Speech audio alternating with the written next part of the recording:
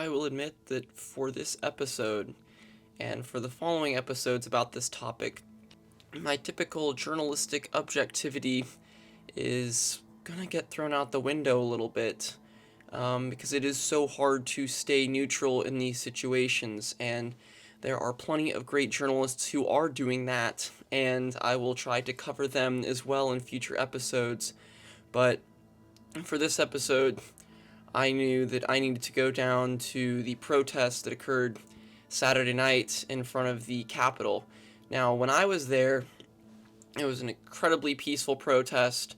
Everyone with signs and was yelling, but there was no issues with violence or pepper spray or bullets or anything like that in the early parts of the evening. However, a different group, by the end of Saturday night and into early Sunday morning, accounted for what the city is calling nearly $30 million worth of damage to the Lincoln Mall.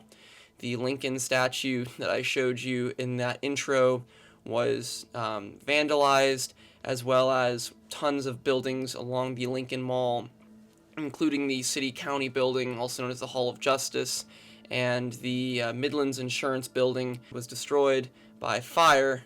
So yes, this was obviously a very serious night and the most violent night in, as far as I can tell, Lincoln's history. But I do want to be very clear that the protesters that I filmed and talked with were not part of that, and that everything I was at was relatively peaceful. So I ended up speaking with Pamila Laam, who led this protest that really got going around 6 p.m. and, like I said, was very peaceful, and tried to understand a little bit more about why she came out, because obviously George Floyd is the most recent in a long line of injustice that has occurred, and I know I'm editorializing here, but I really wanted to get her take on just what went down. So here's how that interview went. Black Lives Matter. I love my black people. I love everyone. We need to come together and we need to unite as one so we can make a difference in this world. And I feel like I can make a difference in this world as well, and it takes one step at a time, and that's why everybody's here with me as well. So what inspired me was the recent death of George Floyd that occurred on Monday in Minnesota, as everyone is very well aware. This is not the first incident, and it won't be the last incident. So I want to be able to use my voice and also gather my peers and the people around me in this city to be able to bring justice and to bring awareness so things like this don't happen in the future. What the Lincoln Police Department can do is, like I said, get to know the people in this city. We're not all the same, we're different. We all have different backgrounds, we all have different diversity. So they need to take the time to get to know the people that live in this city and really know the hurt and pain that comes with being black, with being Mexican, with being Asian, Muslim, all of those other races, because we really need them to be on our side, which right now it doesn't feel like they're on our side. What white Americans can do is speak up. That's the greatest weapon that I feel like they have. White Americans hold a lot of power in this country, so being able to use your voice and project your voice for the world to see and come together as one will help this country and let people see that we are serious and that this is not a game, and we want different precautions to be taken place, because this is not something that should be happening like multiple times a year. They need to listen to us. Just like today, we're serious. This is not a joke. We came here, some people are angry, some people are hurt, some people are peaceful, but there's also people who want to retaliate. So they need to listen to all of those emotions that we have and take that into action and see what steps that they can take to make this city a better place for us to live in. So I debated just ending this episode right there, because quite honestly, that's really the important stuff that needs to be said in this episode. You don't need to see me go ahead and eat some onion rings and tell you what they taste like. But I really did think about this. I thought, do I really want to continue going and filming Runzas at a time with this country so divided and with so much tension? Is it really right to be ignoring the problem? But I want to be clear that I am not ignoring the problem, and that is why I will continue to do this journalism, really trying to show what is going on with black organizers and what has been going on in Black America for the last 400 years. But I also know that, I'm still trying to reach my goal of visiting every single Runza.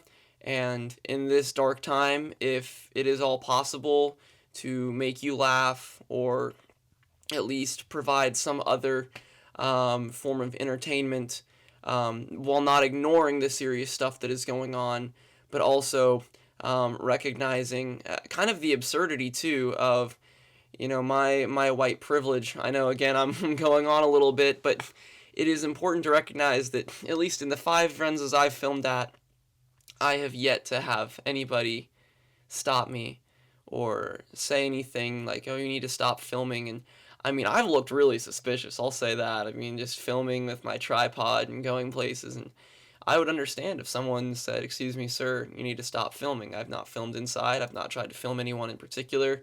But yeah, that is one other thing. So, in some ways you can see sort of the silly contrast, but I'm not going to stop reviewing Runzas, but I am going to continue to show other things and the far more important things. In fact, those might even go first.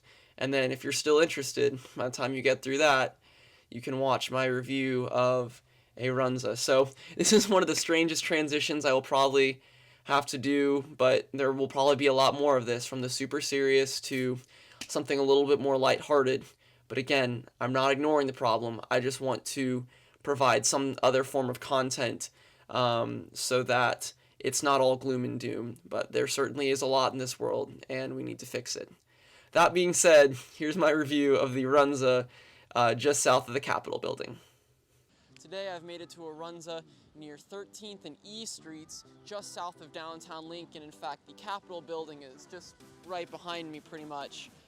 So today we're going to try out the vegetarian Runza as suggested by the sign outside this establishment. So we've got the vegetarian Runza here. They've got it in the traditional fast food bag. They say it's got lentils and beef and cabbage, so we'll see what it's like.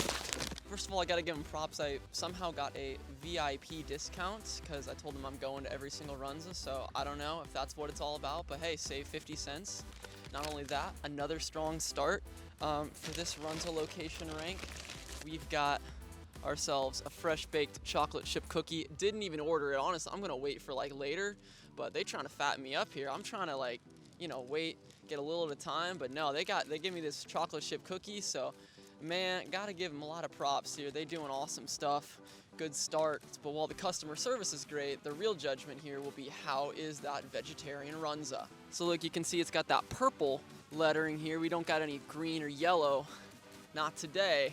Instead, we've got the homemade fresh vegetarian Runza. First glance, looks like your typical Runza here. Couldn't tell any difference between the normal Runza and this. But we gotta test it to find out. This is alright, but I think as far as vegetarian foods go, it's maybe not my favorite. Basically, with the lentils and the cabbage and the onion in there, and it's honestly kind of, I don't think there's any peas in here, but it's kind of like a pea soup inside of a yeast dough. Definitely getting very strong, just Eastern European vibes. Like, I'd expect to be eating this in Latvia or something. I don't know. I really know nothing about Latvian cuisine, so don't quote me on that. So that right there is a close-up of the filling. You can see it's not beef and cabbage this time, although maybe you can't because it does look pretty similar. But yeah, this is definitely lentils in here, and I cannot say, they're not attempting to make this seem like meat. This isn't like the Whopper Impossible Burger or anything. It is, I guess, what I expected it to be, but for this, on its own, I have to give it probably a 5 out of 10, which, again, 5 out of 10 isn't bad. That's pretty average, and there's nothing really not to like about the vegetarian Runza, but it's just not bursting with flavor. It's just a thing to fill you up, really, I would say. This is the kind of thing that I think I would really like eating as an old man and would have really hated 10 years ago. But as a 19-year-old, I'm just like, meh, it's food. And honestly, can't complain about food.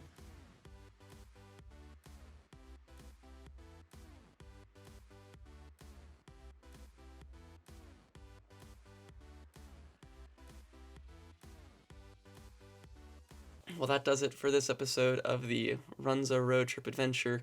For my next episode, I will be talking to someone from the Lincoln Public Library who I interviewed just before the protests really started ramping up in the city and across the nation. So the interview there is not necessarily as much about how we need to move forward in race in America, but after that, I would love to continue this series in that way. Keep on reviewing Runzas. So, thanks for watching.